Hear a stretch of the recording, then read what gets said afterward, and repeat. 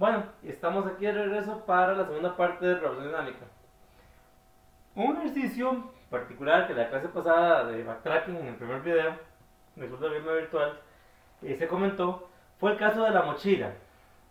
Refrescando un poco el problema, tenemos una serie de ítems y una mochila con cierta capacidad. El tema está en que yo quiero llevar los ítems que maximicen el valor de la mochila. Entonces necesito encontrar cuál es el valor máximo de la mochila. Entonces en el fondo yo puedo escribir esto como el problema de la mochila, que recibe una capacidad K y un número de ítems I. A partir de ahí, entonces, puedo usar esta función sencilla. El valor de la mochila es 0 si lo que le cabe a la mochila es 0. O si ya no hay ningún ítem. O sea, si ya recorrí todos los ítems. Es menos infinito si la capacidad es menor que 0. ¿Por qué menos infinito? Pues bien, porque si la capacidad es menor que 0, quiere decir que ya le eché un ítem que rompía la mochila, sobrepasaba la capacidad de la mochila. Entonces el valor de la mochila es el mínimo, o sea, es lo menos que puedo tener porque se vuelve menos infinito. Ya, pierdo todo. Y si no, es el máximo. ¿De quién? El máximo de la mochila en llevar el ítem o no llevar el ítem. Recuerden que eso en el fondo es lo que hacíamos con la máscara de bits. ¿Llevaba el ítem o no llevaba el ítem? ¿Llevar el ítem qué significa? Significa a la capacidad de la mochila le voy a restar el peso del iésimo ítem y le voy a restar 1 al ítem. Pero a esto le voy a sumar el valor del ítem. O sea, si lo llevo, le quito capacidad, pero le sumo valor. O no lo llevo, que es, calcule el máximo de la mochila de la misma capacidad y el ítem menos 1. Entonces, de esta manera, puedo calcular el valor máximo de la mochila. Consideremos esto. Si yo tengo óptimamente cuál es el máximo de estos y el máximo de estos, o sea, el máximo entre estos dos, sé cuál es la respuesta. Para cada iésimo ítem solo tengo dos opciones. ¿Llevo el iésimo ítem o no llevo el iésimo ítem? Entonces, el máximo de los dos me va a decir exactamente cuál es el valor máximo total del global. Una vez más, ya tengo la función recursiva. Simplemente se programa esto, le pongo memorize y termino. Algunos detalles importantes. Primer detalle importante. Estos dos de aquí. Estos dos implican dos dimensiones. Manejar dos dimensiones implica que no voy a tener solamente un arreglo, sino que voy a tener una estructura más compleja. Es decir, una matriz. Vamos a ver el código de esta misma función. Vuelvo a mis andanzas en C. Entonces, int mochila recibe un int capacidad y un int i. Ese i es el número de ítem. ¿De acuerdo? Asumimos que los ítems empiezan en 0, entonces la condición de parada inicial es si k es igual, bueno, si no k, que es k igual a 0, o i es igual a menos 1, o sea, si ya llega el ítem, pues nada más retorna 0. Que es, ya no tengo capacidad, o el ítem es igual a menos 1. Igual a menos 1. Si no pasara esto, entonces pregunto si k es menor que 0. O sea, si ya me sobrepasé la carga máxima de la mochila. En ese caso, retorne menos infinito. ¿Cómo representamos menos infinito aquí? Pues menos 1 por el 1 corrido 30 lugares. Recordemos que uno corrió 30 lugares, entonces a la 30 por menos 1, con asterisco, por menos 1 eso va a dar menos 2 a la 30, que es un número muy pequeño, sumamos que es menos infinito. Si estuviéramos en Java, aquí podríamos poner el minimum value del entero o del long, de donde estamos trabajando, y también podría funcionar perfectamente. Ahora, una vez más, si no es esta, entonces, ¿qué va a hacer? Pues simplemente retorne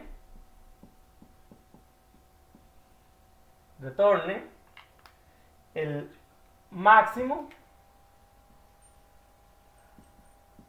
de lo llevo, en cuyo caso es la mochila con K menos pesos en la posición I con I menos 1 más el valor en la posición I, o no lo llevo, que es la mochila con la misma capacidad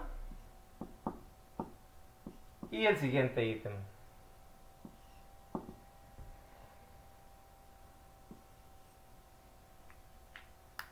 ¿Qué le falta a esto para quedar así de lujo? Pues el memo ice. Esta vez el memo va a ser bidimensional. Voy a tener un memo aquí de 10.000 por 10.000. Bueno, en realidad el primero es la capacidad de la mochila máxima y este de aquí es el número de ítems. Digo 10.000 por 10.000 por decir un número ahí bien grandote. Y esta vez lo que voy a hacer aquí es, pregunto, si ya lo calculé, memo en K con I, entonces lo retorno. Retorno el memo en K con I. Y si no, retorno que memo en K con I es igual a eso. ¿Estamos de acuerdo? Esto lo que va a hacer es almacenar en memo en K con I ese valor. ¿De acuerdo? ¿Alguna duda?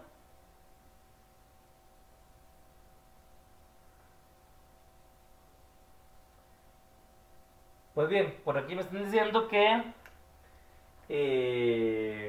quién son val y pesos. Pues bien, claro, val es el arreglo de los valores en la cantidad de ítems. Es decir, son los valores que tienen los ítems ordenados, y pesos de igual manera son los pesos de esos ítems. De esa manera simplifico esto. Si fuera que tengo, por orientación a objetos, qué sé yo, algún vector de objetos que tienen peso e ítem, pues sería aquí entonces el objeto subid.peso o get peso, y aquí el objeto subid.get valor. Pero la idea es la misma. El algoritmo no cambia. Este algoritmo, ¿cuál es el orden de este algoritmo? Pues es capacidad de la mochila por cantidad de ítems, que en el fondo va a tender a ser cuadrático.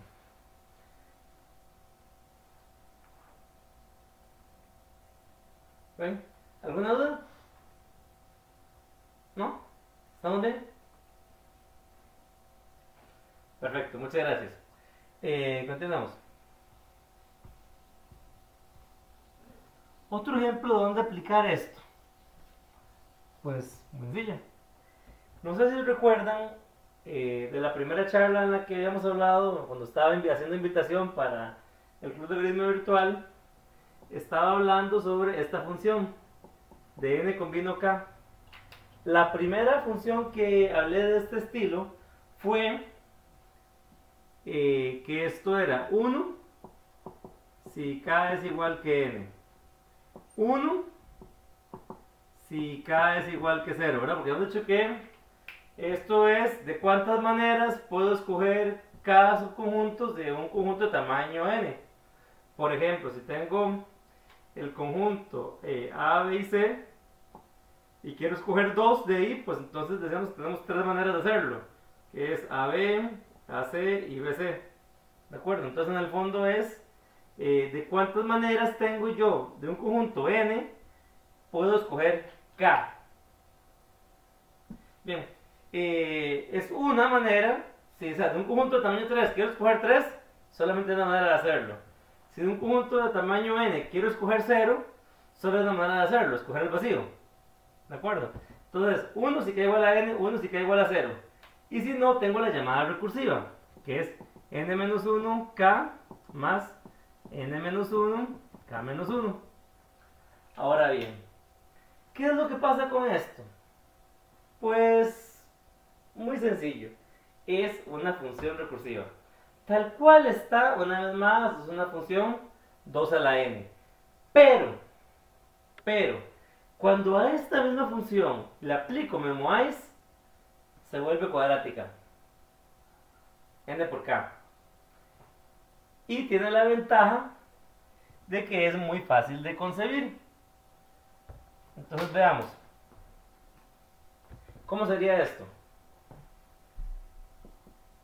Int, coeficiente binomial se llama esta función, recibe un int n y un int k. Primera función exactamente igual. Digo, si k igual a n o k es 0, entonces retorne 1. Retorne 1, terminé. Si no, tengo que decir retorne el coeficiente binomial de n-1 con k más el coeficiente binomial de n-1 con k-1. Una vez más, lo que pasa ahora es que tengo dos dimensiones.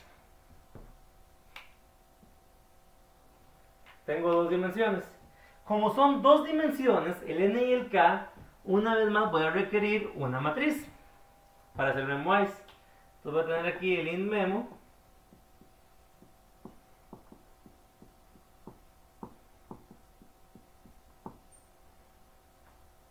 por 10.000.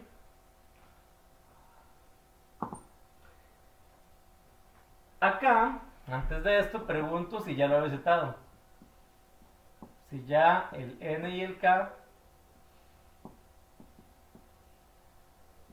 lo he visitado, si sí, entonces nada más lo retorno.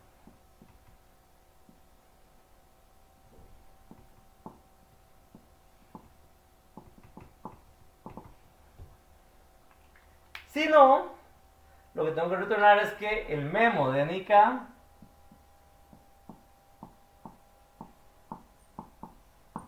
sea igual a esto. Y convertí el problema que era 2 a la n en un problema cuadrático aplicando memoize, utilizando programación dinámica. ¿Hasta aquí alguna duda? Hay un pequeño detalle. Si lo recuerdan, de n escojo k es igual que decir de n escojo n menos k.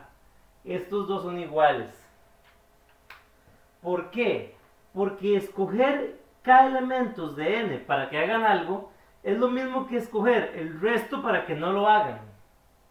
Por ejemplo, de 100 quiero escoger 10 para que hagan una cosa, la cantidad de formas de hacerlo tiene que ser igual que de 100 escoger 90, que es para que no hagan esa cosa. Entonces, una mejora pequeña, muy pequeña, pero que puede ser útil, es que memo de nk sea igual a esto y que a la vez sea igual de una vez al memo de n y n menos k. O sea, que esto sea igual a esto y lo retorno. ¿Está claro? Para que entonces alimente dos puntos de la matriz. Que en el fondo va a ser el mismo, lo que voy a formar aquí, en la matriz, en el memo, va a ser el triángulo de Pascal. ¿Ok?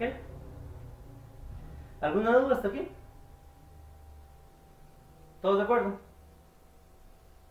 Excelente. Vamos a ver un tema más y ya vemos un ejercicio puntual de cómo se aplica todo esto en un torneo de programación. Un temita más, un ejemplo más. Recuerden la vez pasada, en la primera parte de backtracking, hablamos de que para todo n existe a, b y c y d, tal que n es igual a cuadrado más b cuadrado más c cuadrado más d cuadrado. Que dijimos que era el teorema de los cuatro cuadrados de Lagrange. Básicamente lo que estoy diciendo es que para todo número n, todo natural, existen cuatro números que elevados al cuadrado suman n. Vimos algunos casos donde no era necesario encontrar 4. O sea, Lagrange demostró que 4. O sea, en el peor caso siempre 4. O sea, con 4 lo logro. Pero hay veces en que no ocupaba 4. Por ejemplo, en el caso del 17. 17 yo podía hacerlo como 4 a la 2 más 1 a la 2. Entonces, lo que quiero decir es que el 17 no ocupaba los 4 cuadrados. Ocupaba solo 2 cuadrados. Los otros 2 eran ceros. Imaginemos que yo quisiera saber para un número n cuál es la cantidad mínima de cuadrados que requiero para poder expresar ese número como suma de cuadrados. Entonces vamos a ver. Aquí el problema es un poquito más complicado, porque en el fondo lo que voy a hacer es esto. O sea, para un número n, yo necesito saber lo siguiente. O sea, ¿cuál es la cantidad mínima de cuadrados para un número n? Es 1 si qué. O sea, ¿qué condición necesito yo para que la cantidad mínima de cuadrados de n sea 1? O sea, que ocupe solamente un cuadrado para decir que n solamente basta un cuadrado. Bien, básicamente, si existe un i tal que i por i es igual a n. ¿Verdad? O sea, si tengo el 25, la cantidad mínima de cuadrados que yo necesito para expresar 25 es 5. O sea, solamente es 1. Se acabó. ¿De acuerdo? Y si no, tengo que ser 1 más el mínimo de ¿quién? De para todo i, esta parte es interesante, mucho cuidado, para todo i menor a la raíz de n, sacarle el mínimo de la cantidad mínima de cuadrados de n menos i por i. Es decir, le resto 1 al cuadrado, le resto 2 al cuadrado, le resto 3 al cuadrado, le resto todos los cuadrados que hay, y a cada uno de esos le saco la cantidad mínima de cuadrados. Y una vez que tengo la cantidad mínima de cuadrados para todos esos, escojo el mínimo de todos ellos y le sumo 1. ¿Por qué le sumo 1? Porque me costó un cuadrado llegar a ese otro número. Ejemplo, si yo quiero saber la cantidad mínima de cuadrados para 32, 32 no es un cuadrado perfecto. Entonces, ¿qué tengo que hacer? Tengo que decir que esto va a ser igual a 1 más el mínimo de la cantidad mínima de cuadrados de 31. La cantidad mínima de cuadrados de 32 menos 4, 28. La cantidad mínima de cuadrados, 32 menos 9, 23. La cantidad mínima de cuadrados de 32 menos 16, de 16. Y la cantidad mínima de cuadrados de 32 menos 25, que es la cantidad mínima de cuadrados de 32 menos 25, que es 7. Y el que sigue sería 6 por 6, 36, pero ya se pasa. Entonces ya se pasa de la raíz. Entonces, calculo la cantidad mínima de cuadrados para cada uno de estos, sé que me tomó un cuadrado llegar ahí. ¿Por qué? Porque aquí me tomó un cuadrado que era 1, un cuadrado 2, un cuadrado 3, el de 4 y el de 5. Y con eso ya puedo responder entonces cuál es la cantidad mínima de cuadrados que requiero para el n. ¿Qué me hace falta ahora? Dado que tengo la función recursiva con una pequeña variedad, ¿verdad? Ya no es la recursiva directa, sino que tengo que probar raíz de n números recursivamente. Pues nada, solamente le tengo que poner a esto mismo memwise. Veamos el código.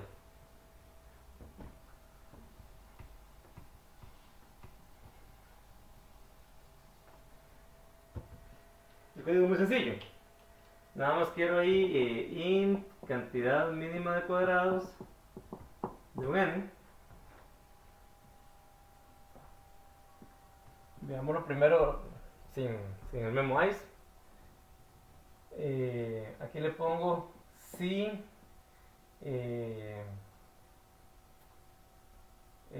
voy a poner aquí pseudocódigo, ahorita les explico por qué. Si n es cuadrado, entonces retorne 1. Si n es cuadrado, retorne 1. Si no, quiero un int mini que va a ser igual a 5. ¿Por qué le pongo 5? Porque yo sé que en realidad el máximo posible es 4. Como yo sé que el máximo posible es 4, entonces no me hace falta más. O sea, yo sé que en el peor caso voy a encontrar una solución con 4 números. Min igual a 5 y digo aquí for int i igual a 1. Para decir que i es menor que la raíz, puedo hacer esto y por i menor que n. Y finalmente aquí i más más. ¿Okay? Entonces digo, para i igual a 1 y por i menor que n y más más. Y digo que mini sea igual al mínimo entre el mismo y la cantidad mínima de cuadrados de n menos i por i. Y finalmente lo que tengo que hacer es un retorno de mini más 1.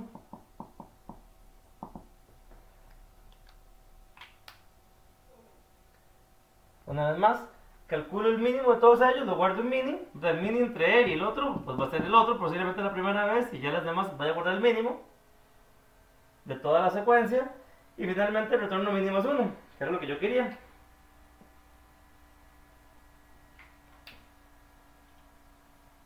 ¿De acuerdo?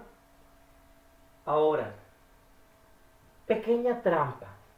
Aquí le puse n es cuadrado. Yo no puedo saber eso a priori. Bueno, tendría que sacar la raíz, que tiene un costo logarítmico, ¿verdad?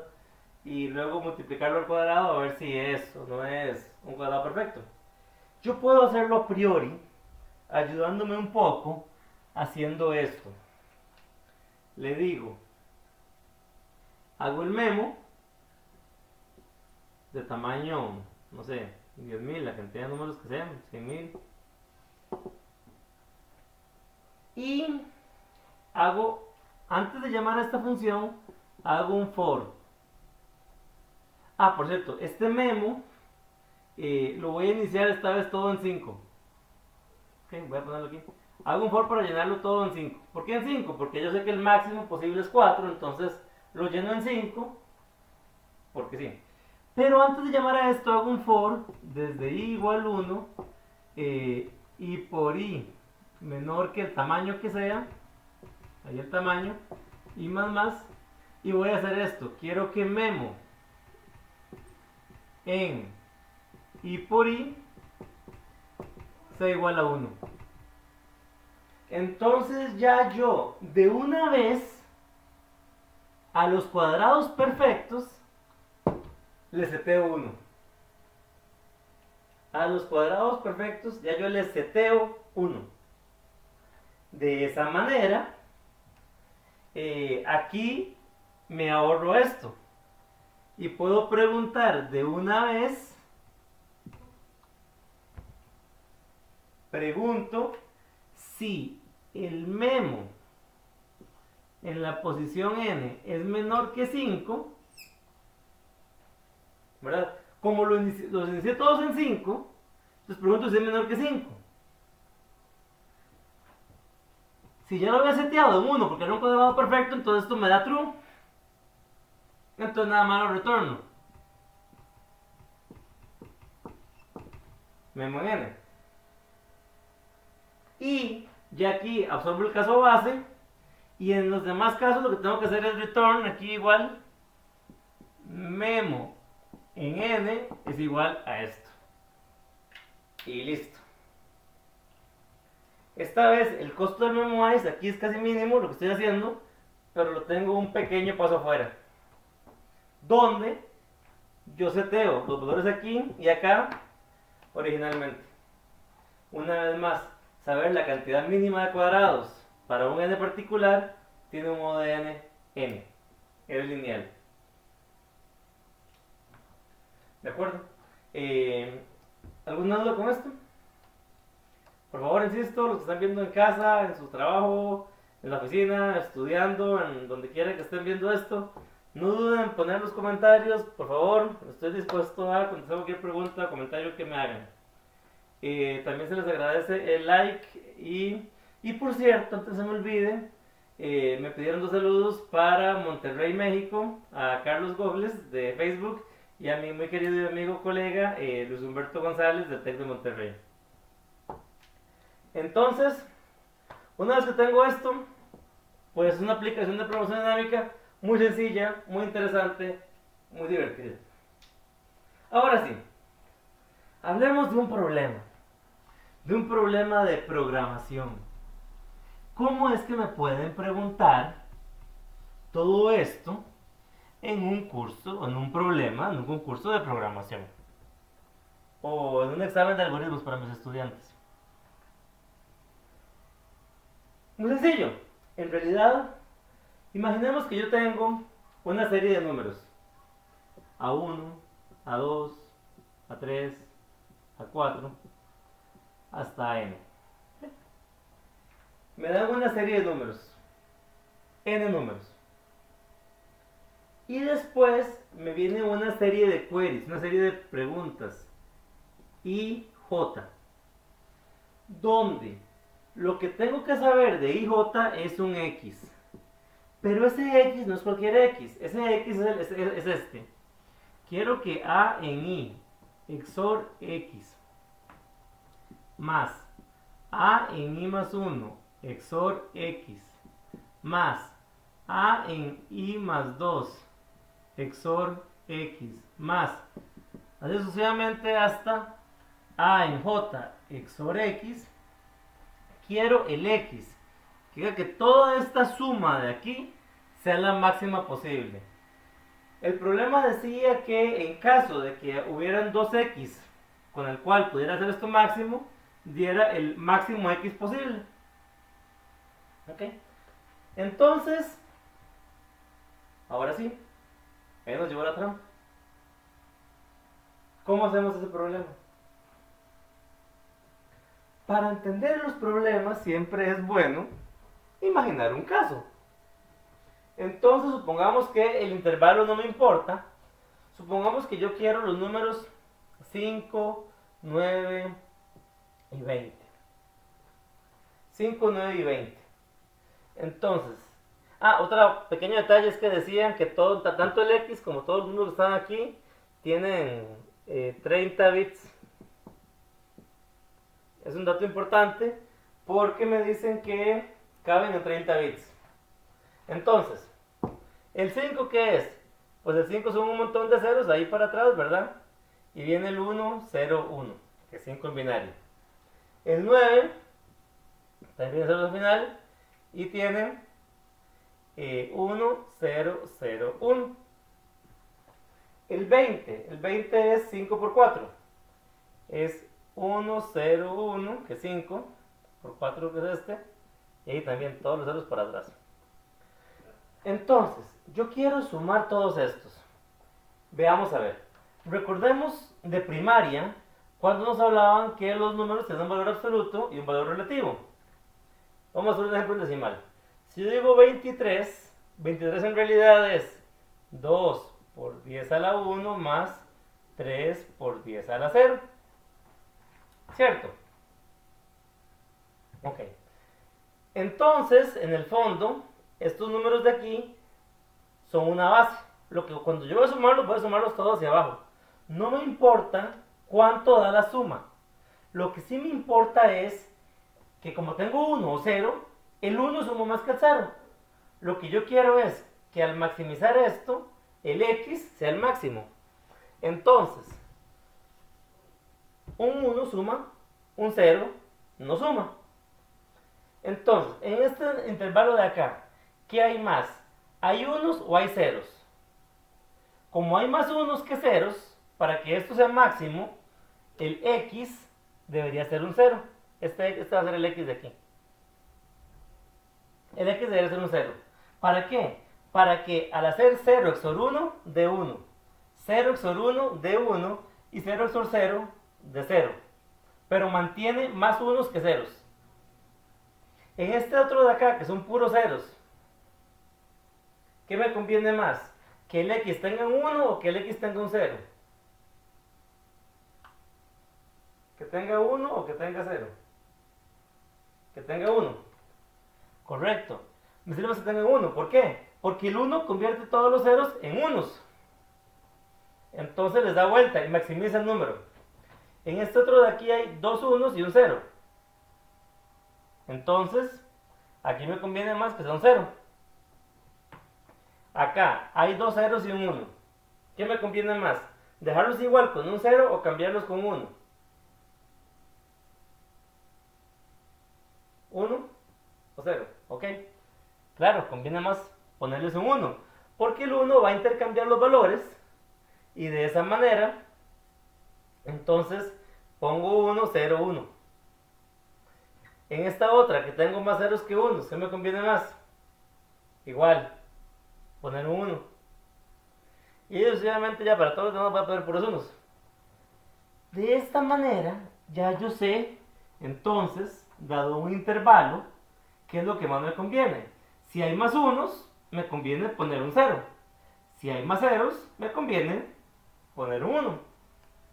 Y ese x va a maximizar. ¿Por qué? Porque los unos suman más que los ceros, que es un principio que se ve, una vez más visto, se ve en primaria.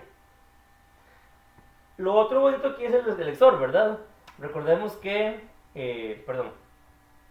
si yo tengo A XOR 0, esto es A, y A XOR 1 es no A. Eso es muy importante tenerlo claro, ¿verdad? Porque el 1 intercambia los valores, el 0 los deja igual en el XOR. Entonces,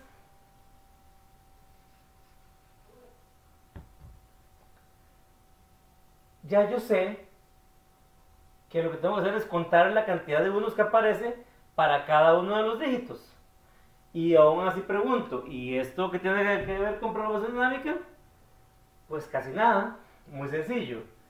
Como me van a preguntar un intervalo, lo que voy a necesitar es una lista acumulada de cuántos unos hay desde la posición inicial hasta la 10ª posición. Y fue lo primero que vimos en el video anterior, donde estábamos diciendo que podemos hacer una acumulada y saber en O de 1 cuántos unos hay desde aquí hasta aquí. Si la cantidad de unos que hay desde aquí hasta aquí es mayor que la mitad de la diferencia, entonces es porque hay más unos. Consecuentemente me conviene más dejar un 0. Y si no, al revés. Y bien, es un ejercicio muy interesante. Salió hace 2 meses en CodeChef o 3 meses en CodeChef. Una forma práctica de cómo utilizar programación dinámica y combinación con temas de XOR. Entonces, esa es la clase. Si tienen dudas, espero comentarios y muchísimas gracias.